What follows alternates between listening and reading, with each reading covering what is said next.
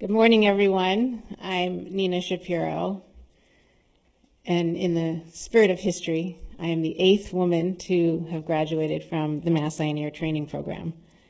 It is my honor today to introduce Dr. Jo Shapiro.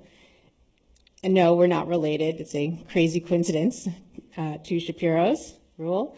And she is the 4th woman to have graduated from the Mass Eye Program. So for those of you in the spirit of history who are trying to figure out our ages, I'll save you the trouble. I'm 29 and Joe's about 33. What's so funny? I first met Joe way back. This is a picture that I sort of put together from what I can find online semi-currently, I think. Dr. Fried looking pretty much healthy and amazing. I first met Joe when I was an HMS student doing my rotation at what was then the Longwood group, and I did my sub-I there. And Joe was this young, enthusiastic attending at the time. She had boundless energy, as most of us know, and she had amazing rapport with her colleagues and with her friends and with her patients. And for those of you who know her, her energy was infectious, which brings me to a point that Joe will not be able to be with us physically here today because she is a little bit infectious right now. We'll just leave it at that. So stay safe, everybody. But just to put into perspective as far as how long ago this was, when I first met Joe Shapiro, this person was born that year, in the spirit of history, of course. But perhaps lesser known to many of you about Joe is how she was a remarkable mentor as number 4 to me, number 8. Back then, remember when SWIFT just meant fast, there were no designated mentorship programs for women in surgery, let alone otolaryngology. But Joe was a mentor in the much purer sense. She was a parent, a spouse, a colleague, a friend to many, and she did this in a way that few of us can manage nowadays, let alone way back then.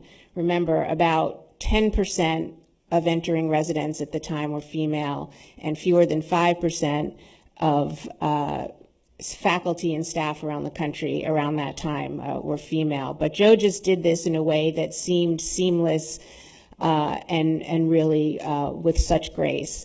Now, one thing to say for sure, she didn't make it look easy, because as Dr. Nadal would always teach us, if it were easy, plastic surgeons would do it. But perhaps the legend of Joe is much more recent. For most of our careers, it was ingrained in us that the first call we would make after an untoward event with a patient was to our in-house legal team. And then we would have a difficult discussion with the family, and then move on to the next case, and then the next one. And this is how we learned to practice medicine. And it gradually tore away at the very fabric that makes us caring humans. And this tragedy of we, the second victims, continues to be something that Joe is determined to fix.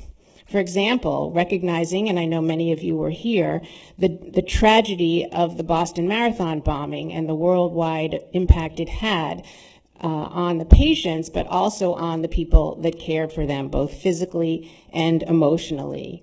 Some of you know the name Dr. Lorna Breen, who lost her life to suicide. She was an ER physician in the very early months of the pandemic. Joe is also very determined to right those wrongs and really enable physicians, caregivers on all levels to have space for something when there's such a tragedy with a patient.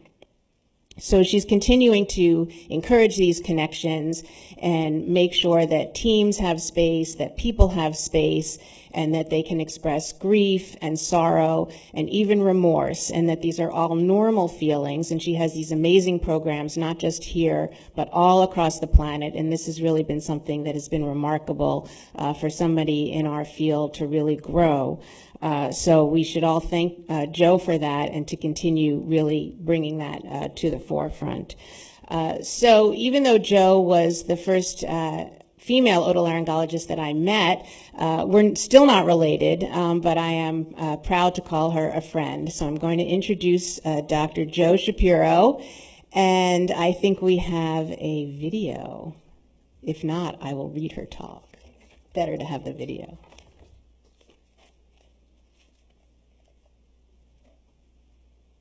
How a Staid, Storied institution embraced and supported my non-traditional academic career.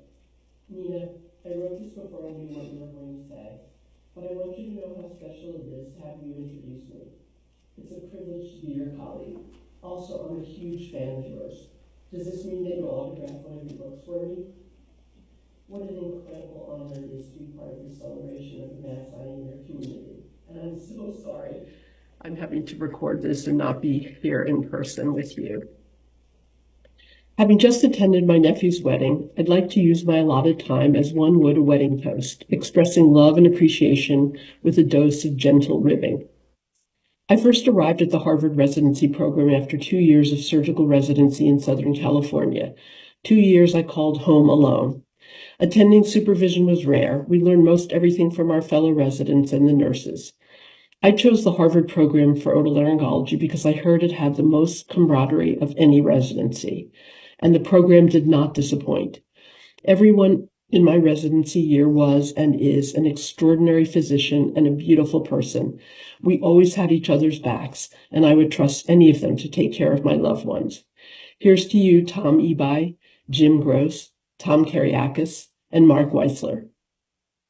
Our senior residents taught us so much, and the nurses helped us deliver the best patient care, even working with us to save patients' lives. I will never forget a middle-of-the-night call telling me that even though this head and neck cancer patient was technically stable, he looked like he might crash and that I should come right away.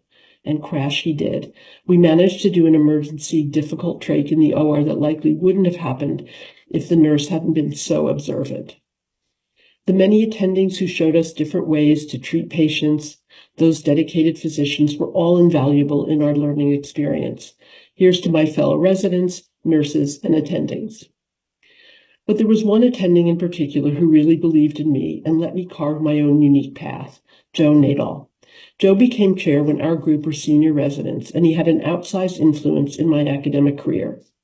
I need to give you a bit of my background to have you understand how remarkable Joe and Mass Ioneer were for me. I am kind of wired to be a boundary pusher. Some might say outspoken. On so many levels, I felt like an outsider coming to the program. I grew up in New York and then did some training in D.C. and California, as I mentioned. Boston and Harvard and Mass Ioneer seemed overly traditional and conservative, neither of which I am. Here's a very small anecdote of my tradition rejection. Back in the day, every resident across Mass General and Mass Ioneer wore a short white coat. The long coats were for attendings only. In California, only interns wore short white coats. I was not going to wear a short coat. I walked into laundry services at the Ioneer and asked for a long coat. I got it, I wore it, and then all the residents started wearing them. On a deeper level of outsiderness, I'm a woman, Jewish physician, and there just weren't many of us around back then. Once I got to know the audiologists, they confided in me that when they heard that one of the incoming residents was named Joe Shapiro, they were thrilled that the program had hired a Jewish resident and that he might be a potential date for one of them. Imagine their disappointment. We laughed really hard about that together. When I first walked into Mass Ioneer, I wore a gun control pin on my white coat. I was told, you may want to take that off. Dr. Nadal, the program director, is a gun collector. Of course, I didn't take it off, and that was okay. So began many years of training and mentorship by Joe.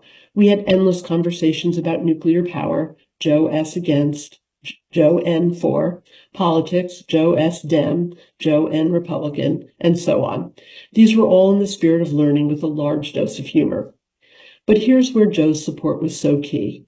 When I trained, and for many years after as faculty, HMS was unsupportive and even devaluing of educators. I know, it's crazy. This is a medical school. The keys to the kingdom were given mainly to basic science researchers. So I tried. I did an NIH training grant fellowship in swallowing physiology research. Let's just say I'm glad I tried. I learned invaluable skills, and it supported my burgeoning interest in diagnosing and treating patients with oropharyngeal dysphagia. But wet lab research was not the best use of my abilities as a career path. What I really wanted to be was a clinician and educator. The HMS higher-ups told me that was fine, but I would never be promoted based on those activities. So, choosing promotion versus doing what I loved, I chose to become a clinician educator. And look at HMS now. We have an Academy of Educators, of which I was privileged to be one of the founding members. And for promotions, one of the areas of expertise is teaching and educational leadership. So much progress. More needs to be done, but we're much further along than we used to be. The other traditional aspect of academic medicine was that you were supposed to always work towards becoming a chair, and that would require moving around to take various positions. For family reasons, that was something I knew I would not want to do. During my chief resident year, I distinctly remember a conversation with Joe in which he told me that I had the makings of an academician and that being a chair need not be my ultimate goal. At our residency graduation, Joe gave each of us a small parting gift. He gave me a little statue with a gun that said, Sharpshooter Award. The grace to support someone whose worldview is different from yours and to do this with respect and humor, that is Joe Nadol. So here's to you, Joe. I also need to give a special shout out to all the students, residents, and faculty I've had the privilege of mentoring. Watching you soar in your careers and lives is a true joy for me. Here's to you. The rest of my career has been within the Department of Otolaryngology, but based at Brigham and Women's Hospital, now MGH. Beginning my residency and beyond, I was mentored by Marshall Strom and Marvin Freed, and Marvin has been a lifelong mentor, colleague, and friend. Here's to you, Marvin. I became interested in organizational change and saw how the culture of medicine didn't seem to support those of us actually doing the work, whether it be patient care, education, or research, especially in times of adversity. This led me to devote much of my current part of my career on helping organizations improve the well-being of their workforce and creating a culture of trust and respect. I've been given many incredible opportunities. None, I believe, could I have gotten without the support and caring of the Mass Ioneer community, the mothership. So here's to you, Mass Ioneer community. I'd like to close with a poem by Naomi Shihab Nye that speaks to what gives me meaning in my career and life, supporting and caring for each other. Shoulders. A man crosses the street in rain, stepping gently, looking 2 times north and south because his son is asleep on his shoulder. No car must splash him. No car drive too near to his shadow. This man carries the world's most sensitive cargo, but he's not marked. Nowhere does his jacket say fragile, handle with care. His ear fills up with breathing. He hears the hum of a boy's dream deep inside him. We're not going to be able to live in this world if we're not willing to do what he's doing with one another. The road will only be wide. The rain will never stop falling. Thank you all. My deepest thanks. And I hope you all enjoy the event. And again, I'm sorry I can't be with you, but I'm certainly there in spirit. Thank you.